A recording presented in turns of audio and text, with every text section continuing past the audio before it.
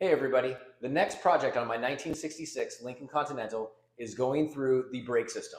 And that's going to include both removing the master cylinder and removing the brake booster. In regards to the master cylinder, it is a single reservoir master cylinder. So many will recommend replacing it with a dual reservoir master cylinder. I am not yet convinced. I may do that. And I'm also going to take out the brake booster and I'm going to have that rebuilt.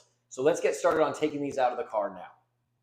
In order to remove the master cylinder and the brake booster setup, there's a few things we need to remove in order to get to it. The first of which is this support bar that goes from the fender to the firewall. Second, we're going to remove this hard line, which is the windshield wiper line that goes to the power steering setup.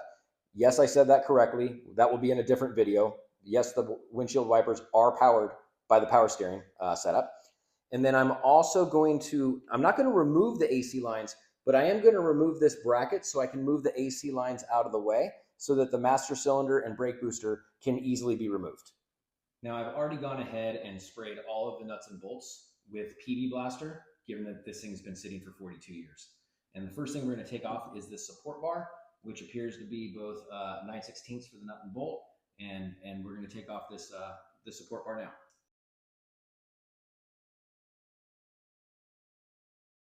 Next, we're going to remove the brake line that goes from the master cylinder down to the proportioning valve, and we're going to be using a 3/8 flare wrench.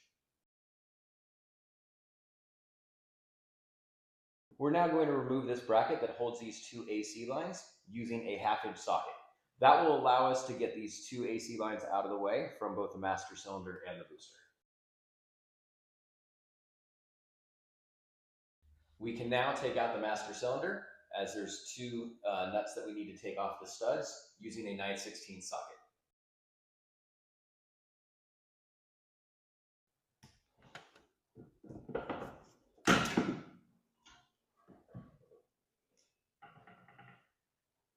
With the master cylinder off, it appears there's enough movement on the metering block to be able to move it out of the way to get the booster out.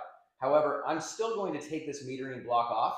It allows me to clean it up, and it'll also give me more access to get to this hard wiper line that goes down to the steering block. So we'll use that 3/8 flare wrench now to take off that metering block.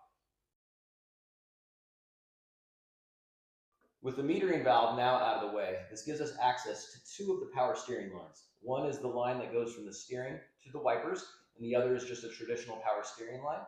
And I'm going to remove both of those with a 1/2-inch wrench to get us easier access to move out this booster.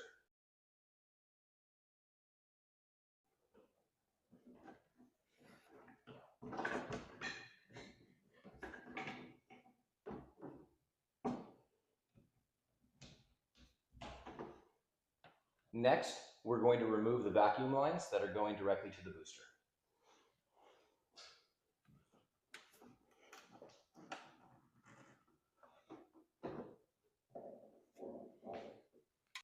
All right, I'm now underneath the dash and I'm at the brake pedal and I'm pushing on the brake pedal so that you can see what I'm working on.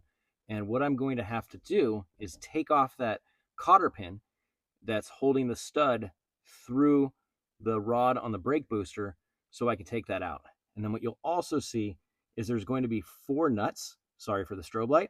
There's 4 nuts that appear to be a 9/16 to take that booster off. So I won't be able to show the part of the video that I'm going to be doing this, but I'm going to get working on that now and we'll update any changes if necessary. With all the hardware off at the brake pedal, we can now remove the brake booster. I'm first going to remove the rod just to make it easier to get out the rest of the booster.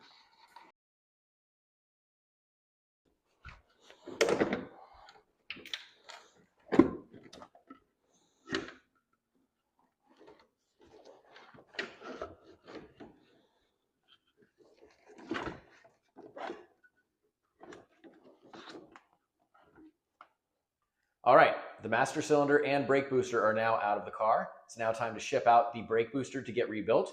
And I still need to determine if I'm going to stay with the single master cylinder or upgrade to the dual. So stay tuned for more. Thanks, guys.